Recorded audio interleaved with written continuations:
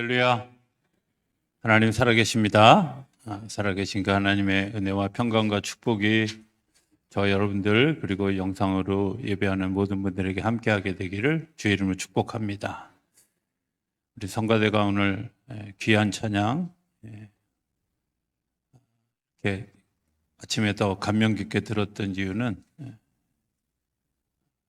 부득불 소개 안 하려고 했는데 제가 이제 올 3월 달부터 인천 신학교에서 강의를 하게 되어졌고 엊그저께 졸업식을 하는데 일찍 오라 그래서 왜 그러나 그랬더니 졸업하는 사람들 축복해 주라고 교수님들이 다 나서서 이제 축복 찬양을 저걸 했어요. 그래서 야 컨닝했나 이런 생각이 또 부흥회 앞두고 또 귀한 찬양 이제 이끌어 주셔서 감사하고 또 작은 숫자에도 불구하고 최선을 다해서 찬양해 주셔서 감사합니다. 우리 성가대 한번 향해서 박수 한번 해주시면. 칼 힐치라고 하는 분이 쓴 그 행복론의 행복의 정점을 이야기할 때 이대로 계속되어졌으면 좋겠다. 제가 좀 주석을 붙이면 이대로 죽어도 좋다. 그게 행복함이라 라고 정의하는 것을 보았습니다. 어떻게 생각하면 변화를 생각하는 것은 우리가 행복하지 않다고 하는 것을 반증하는 이야기이기도 합니다. 그러나 어떻게 생각하면 그 변화라는 것을 추구하는 것도 우리에게 행복을 향해 찾아가는 또 다른 우리의 기도이고 우리의 소원일 수도 있다 하는 생각을 하죠. 변화에는 두 가지 변화가 있을 수 있다고 생각하는데 디지털적인 변화 또 아날로그적인 변화가 있을 수 있죠. 디지털적인 변화의 특징은 빠른 겁니다. 우리가 알고 있는 세대가 얼마나 빨리 변하는지 그렇죠? 1980년대 90년대만 해도 집에서 몰래 전화하려면 이불 뒤집어 쓰고 집에서 연결된 전화 들고 있다가 전화하다가 엄마 아빠한테 들켜서 혼나고 그런 적이 있었잖아요. 그때 우리 그런 생각 안 했어요? 아무 때나 들고 다니면서 전화할 수 있었으면 좋겠다. 죄송합니다. 여러분들 그 시대 안 시사져서. 그런데 그게 뭐 정말 순식간에 그런 만화 같은 일들이 그런 정말 상상에서 일어날 일들이 오늘 우리 안에 일어나고 있죠. 요즘은 어르신들은 아마 식당 가서 밥 먹는 것도 되게 힘들죠. 뭐 이상하게 막 사람 불러서 누르는 게 아니라 누르고 막 이래서. 이게 디지털적인 변화의 특징은 속도입니다. 얼마나 빠르냐 하는 거죠. 반면에 아날로그적인 변화의 특징은 뭘까? 깊음입니다. 얼마나 더 깊어지느냐? 얼마나 더 내가 그것에 대해서 진지해지고 얼마나 더 마음을 쏟을 수 있느냐. 그럼 교회가 추구해야 되는 변화는 뭘까? 디지털적인 변화일까? 아니면 아날로그적인 변화일까? 교회의 변화를 이야기하면서 많은 분들이 이 두 가지 가운데 혼돈하는 분들이 되게 많이 있는 것을 보게 됩니다. 굉장한 디지털적인 혁신을 이루면 교회가 변했다. 그럴까요? 어쩌면 그 가치, 상황을 잘 모르는 그런 변화에 대한 추구라고 생각합니다. 피터 제발트라고 하는 사람이 쓴 정주라는 책이 있습니다. 정주라는 말은 바로 걸어간다. 아마 이런 말일 겁니다. 어떻게 하는 게 바로 걸어가는 걸까? 이분이 이야기하는 세 가지는 첫 번째는 감속하라는 겁니다. 우리가 너무 빨리 걸어가고 있어서 보지 못하는 것, 또 겪지 못하는 것이 많이 있다는 거죠. 아마 여러분들 이런 분들 아실 거라고 생각이 되어집니다. 늘 차를 타고 지나가던 거리를 걸어서 갈 때 느꼈던 또 다른 감동을 아마 느끼셨을 거라고 생각이 되어집니다. 2015년에 우리 세계신학교 학생들 10명씩을 데리고 제주도 순례길을 걸었던 적이 있습니다. 제주도를 제가 얼마나 많이 가봤겠어요? 그런데 정말 놀랐던 건 제가 못 보았던 돌, 제가 못 보았던 담, 제가 못 보았던 풍경, 못 보았던 교회들을 그 여름에 하루에 25km씩 걸으면서 볼 수 있게 됐다. 너무 놀랍다. 아, 그렇구나.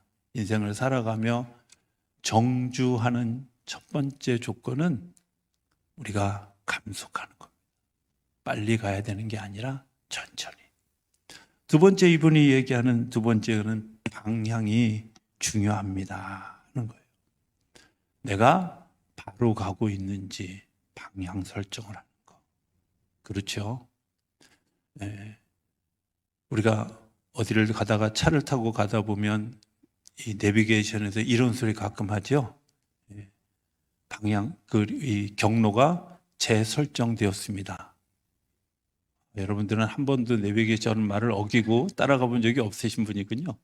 그렇죠?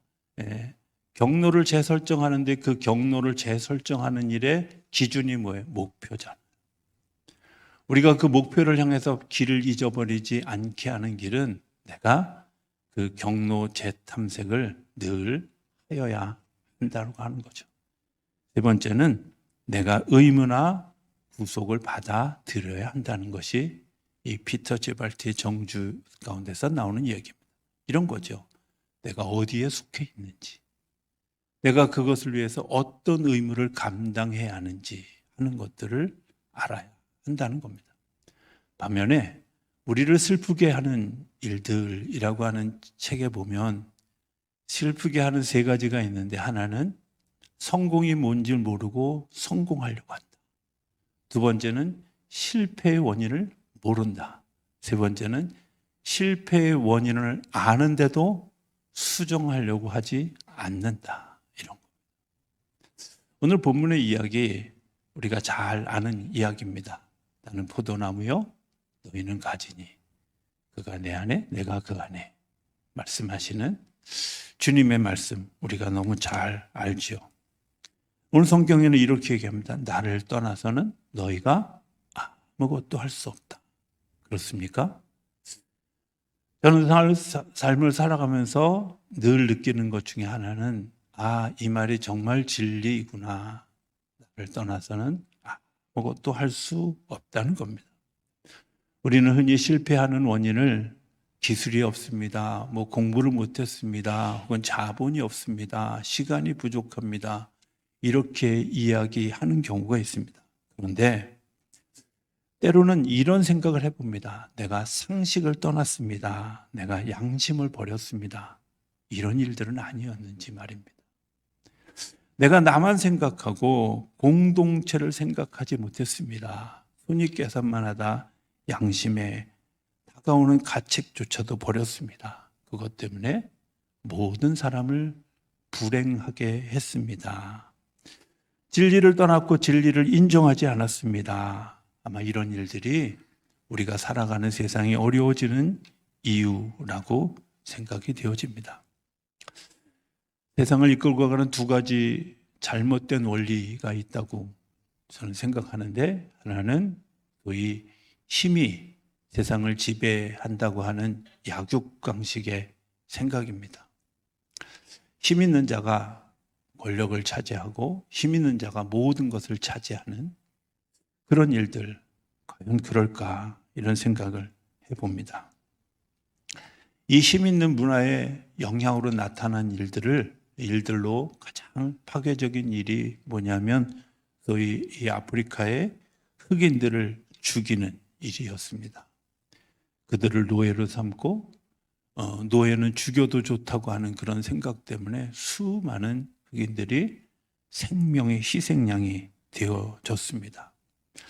이들이 내세웠던 논리는 이것이었습니다. 흑인들은 동물과 같다라고 생각한 거죠. 아직 진화되어지지 않았다라고 생각한 겁니다. 그래서 사람과 동물 사이에 있는 이 사람들을 함부로 다뤄도 되고 죽여도 좋다고 하는 생각들 때문에 이런 일들이 일어나게 되었습니다. 비참한, 그리고 굉장히 비인간적인 일들이 일어나는데도 불구하고 그게 맞다고 생각하는 거죠. 또 다른 하나는 이런 겁니다. 잘못된 인도주의죠. 이런 사실들을 가끔 봅니다. 아이들에게 왜 예수 믿는 거 이야기하지 않느냐라고 질문하면 자기가 스스로 선택할 수 있게 하라. 한번 저는 가끔 그런 분들에게 이렇게 질문하곤 합니다. 그러면 아이가 태어나서 엄마 젖을 먹을 건지 우유를 먹을 건지도 선택하게 하셨나요? 이렇게 물어봐요. 똥을 자기가 치울 건지 엄마가 치워줄 건지 선택하게 하셨나요? 이렇게 물어봐요. 내가 알고 있는 진리, 내가 가지고 있는 것을 양육해야 될 일들은 25살 이전에 부모가 자녀에게 해줘야 될 일입니다. 그들이 결정하고 판단할 수 없는 그런 상황 가운데 있을 때 그들에게 복음의 진리를 가르치고 세상의 진리를 가르치는 일은 당연히 해야 될 일인데 그걸 잘못된 인도주의라고 생각해서 스스로 결정해야 된다고 생각하는 거죠. 진리를 가르치지 않은 일, 어떤 의미에서 보면 그들이 말하는 인권 침해가 진짜 이런 게 인권 침해라는 겁니다. 사람이 누릴 권리, 사람이 누릴 행복의 권리를 잊어버리는 거죠. 성경은 이렇게 얘기합니다. 중생을 얘기합니다. 거듭나는 것을 얘기합니다. 내가 다시 태어나는 것을 이야기합니다. 잘못된 생각을 빼버리고 새롭게 세워져야 되죠. 부자는 돈이 많아야 하는 것이 부자일까? 소유가 성공일까? 그런데 잘 생각해 보면 예수 없는 돈 많음은 사람을 망하게 합니다. 예수 없는 권력은 사람으로 하여금 교만해지게 합니다. 예수 없는 내 삶의 부흥은 나를 파멸로 몰고 갑니다. 이미 우리가 다 그런 것들을 보고 있는 거죠. 오늘 본문 나의 안에 거하라. 요한복음에 굉장히 중요한 특징 하나가 있습니다. 그게 뭐냐면 I'm the light, 또 I am sheep, 뭐 이런 얘기를 하면서 주님께서 내가 누구다라는 이야기를 하는 겁니다. 오늘 본문에는 나는 I'm the wine이라고 얘기합니다. 나는 포도나무다, 포도나무다 이렇게 얘기하죠. 그래서 잘 생각해 보면 주님께서 우리에게 말씀하시는 이유는 내가 빛이라고 얘기하는 우리가 어둠 가운데 있는 나를 빛 가운데로 이끌어가고, 내가 목자라고 이야기하는 주님의 음성 속에는 양과 교감을 가지고 관계를 가져가기를 원하는 주님의 마음이 우리 안에 있다는 거예요. 오늘 본문은 너무 명확하게 이렇게 얘기합니다. 내가 포도나무다, 너희는 가지다, 이렇게 얘기하죠. 붙어있지 않는 가지는 아무런 의미가 없습니다. 포도나무는 이런 과정을 거칩니다. 뿌리에서부터 나무를 통해, 가지를 통해 잎이 맺어지고, 이 잎이 햇빛을 받아서 다시 이것들이 이 줄기를 통해서 뿌리에 전달되어져서 또 다른 그런 작용을 일으켜서 생명을 맺게 되어집니다. 여기에 관계가 맺어지는 거죠. 그래서 잎사귀는 끊임없이 햇빛을 향해서 자기 잎을 벌리고요, 뿌리는 끊임없이 진액을 공급하기 위해서 모든 것을 빨아들여 가지에게 공급해 주는 거죠. 생명의 관계가 있습니다. 해도 되고 안 해도 되는 관계가 아니라 반드시 있어야 되는 생명과 직결되는 관계라는 사실을 분명하게 이야기하고 있는 거죠. 다시 얘기하면 주님은 이렇게 이야기합니다. 나는 너의 생명의 근원이다. 저는 가끔 예수님이 이런 이야기들을 할 때마다 생각하는 게 있습니다. 예수님이 나는 빛이다, 나는 소금이다, 또 혹은 나는 포도나무다, 이렇게 얘기하는 것, 누구나 다 볼 수 있고 알 수 있는 것. 가끔은 성경에다가 나는 AI다, 나는 반도체다, 이렇게 얘기하면 못 알아듣는 사람들이 있을 거 아니에요. 여러분들은 다 알아들으시는군요. 근데 이 못 알아듣는 사람들이 아니라 누구나 다 볼 수 있는, 누구나 올 수 있는, 누구나 들으면 이해할 수 있는 일들로 우리에게 말씀해 주신다는 거예요. 너무 보편적인 거죠. 그런데 그 보편적인 하나님의 은혜 아래 또 다른 것이 있는데 거기에 신비라는 것이 있습니다. 신비라는 것이. 보편적인데 누구나 갈 수 있고 누구나 대할 수 있는데 내가 그것을 받아들이는 것을 통해서 일어나는 역사는 이해할 수 없는 신비가 그 안에서 일어나고 포도나무를 들여다보기 전에는 포도나무에서 어떤 역사가 일어나는지 잘 모르죠. 제가 아까 광고 시간에 잠깐 얘기했던 시간 원망했습니다. 하나님, 하필이면 이럴 때 북반구에서 영양을 고기압에 그것도 찬바람도 제가 지난 주간의 추위를 겪으면서 제가 두 번째 목회지였던 연천이 생각이 났어요. 그 동네는 이쪽 동네보다 한 영하 5도 정도가 더 낮아요. 그 온도가 한 5도 낮은 데다가 저희 집은 강에서 4km가 아무것도 걸림돌 없이 바람이 몰아와요. 그런데다 집이 조립식이야. 상상해보면 알 거예요. 집에 들어가는 게 어떤 때는 더 추울 때도 있어. 그 어마어마한 추위를 지난주에 느꼈어요. 춥다. 근데 하필이면 이 추위를 하나님 우리가 기도에 시작하니까 하필이면 얼마나 좋아. 아마 제가 우리 성도님들 안 나오신 성도님들 중에 80%는 추워서 못 나와요. 추워서 못 나와요. 근데 제가 원망을 했어요. 하나님 어찌 이러십니까? 하나님 깨닫게 해주신 게 있어요. 야, 폭풍이 있어야 그 안에 있을 때 잠잠한 걸 아는 거야.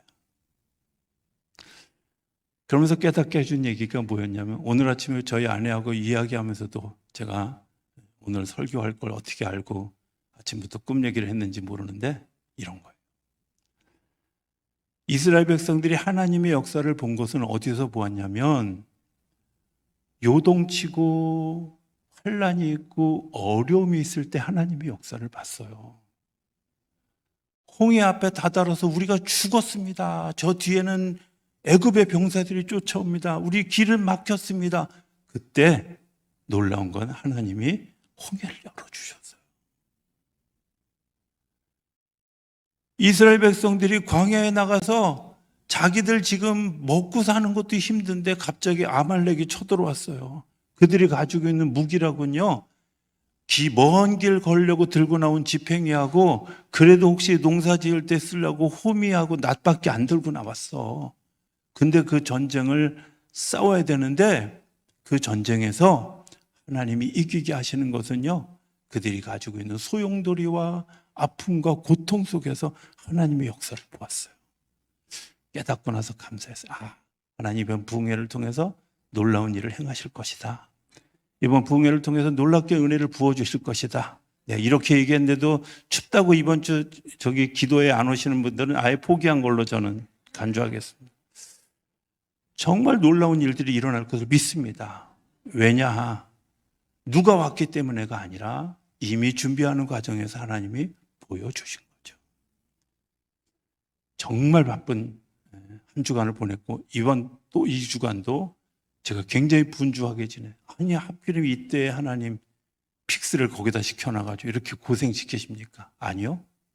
그때 하나님이 하나님의 방법대로 역사하신다는 거예요. 사도행전 2장 43절에 초대교회가 생겨지는 굉장히 중요한 그 문구가 시작되어지는. 그런데 거기에 이렇게 되어 있습니다. 모든 사람들이 두려워하여 떨고 있을 때 사도들로 인하여 기사와 표적이 많이 나타나니. 기사와 표적은요, 어디서 나타나냐면 두려워할 때, 떨고 있을 때, 혼동스러울 때, 어려울 때, 힘들 때, 아플 때, 고통스러울 때, 이럴 때 하나님이 역사하는 거예요.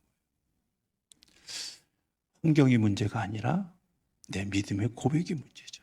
나는 포도나무입니다. 주님이 포도나무이십니다. 나는 가지입니다. 라는 거예요. 말씀 그대로가 신앙 고백이 되어야 될 줄로 믿습니다.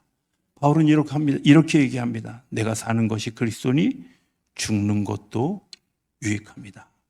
자신이 그리스도를 위해서 사는 게 아니라 사는 것 자체가 그리스도이고 그리스도를 빼면 나는 아무것도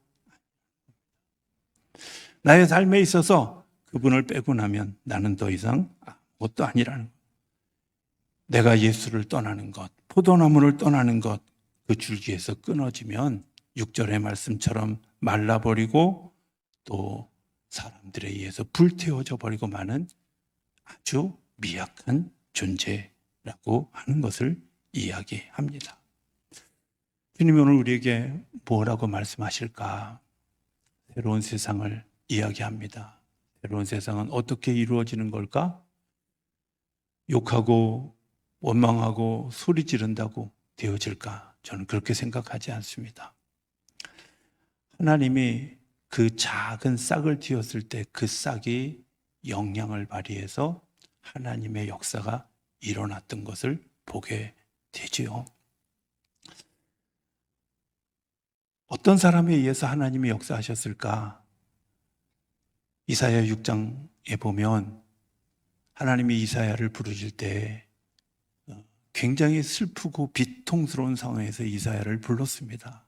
자기가 의지하던 왕이 죽었습니다. 그리고 성전에 엎드려서 하나님 나 어떻게 해요? 이제 끈 떨어진 연이에요. 이렇게 기도하고 있는데 하나님이 내가 이 어려운 세대를 향해서 내가 사람을 일으킬 건데 네가 좀 그 일을 하겠냐라고 물을 때 이사야가 대답합니다. 예, 주님, 제가 여기 있습니다. 저를 보내주십시오. 예, 제가 여기 있습니다. 저를 사용해 주십시오. 하나님 분명하게 얘기합니다. 6장 13절에 이 세상에 많은 나무들이 있었는데 그 나무들이 다 잘라져 가고 밑둥도 다 잘라져 가고 그루터기만 몇 개 남아 있는데 그 그루터기가 바로 지금의 상황.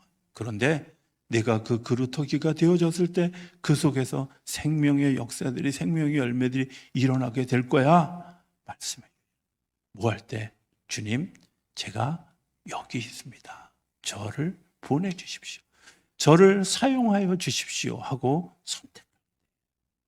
새로운 존재는 미약해 보입니다. 연약해 보입니다. 그러나 하나님이 그 안에 역사하실 때 포도나무 안에 역사하시는 그 진액의 역사가, 생명을 살리는 역사가, 열매 맺게 하는 역사가, 사람들로부터 기쁨을 누리게 하는 역사가 우리로부터 일어나게 하실 줄로 믿습니다. 오늘 그 일에 신비를 보는 일들이 이 한 주간 우리 가운데 일어나게 되기를 기대합니다. 그리고 그것으로 인해서 새로운 존재들로 세워져가는 우리 성도님들 모두가 되어줄 수 있게 되기를 주의 이름으로 축복합니다.